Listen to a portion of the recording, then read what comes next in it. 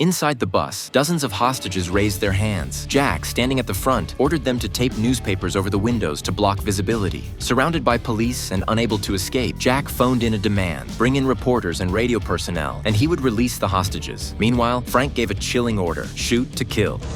I don't need to remind you that he shot 2 of us. Enough said. Jack pulled a bold move. He swapped the prisoner's clothes with another man's, using the chaos inside the bus to sneak the real prisoner past Frank's line of sight and into police custody. With his political future in shambles, Frank needed someone to take the fall.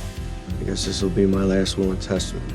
Just when the prisoner could have escaped, he turned around and walked right back onto the bus in broad daylight, leaving Frank with no chance to silence him. Back on the bus, he told Jack the truth. His past was filled with crime, but Jack's bravery had inspired him to change. The 2 men started the bus and made a run for it. SWAT moved in, smashed the windows, and tossed in flashbangs. Amid the blinding light and noise, the bus, now missing 2 tires, lurched forward, broke through a police blockade, and tore into a narrow alley. After a chaotic, grinding escape, it finally came to a halt. But when SWAT stormed in with smoke grenades, the bus was empty. Jack and the prisoner had vanished. The prisoner had taken a bullet to the gut, so Jack called his sister, a doctor, for help. But before they could reach the hospital, Frank intercepted them. When Frank yanked open the vehicle's door, it was empty. Jack had already moved the prisoner somewhere else. Before getting out, Jack revealed his own dark secret. He used to be a dirty cop. He'd tried to lay low until retirement, but everything that happened today made him decide to face the consequences. Jack walked into the courthouse alone. Frank was already there, unrepentant, still trying to justify his actions. But Jack had made up his mind. He handed Frank his gun and stepped into the elevator.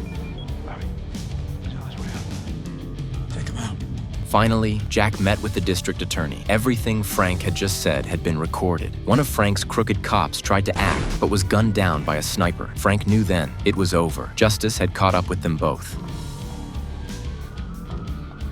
2 years later, Jack had finished serving his sentence. On his birthday, he received a letter from the former prisoner, now running a cake shop in Seattle. Once criminals, they had both found redemption because of a day when everything went wrong and somehow turned right.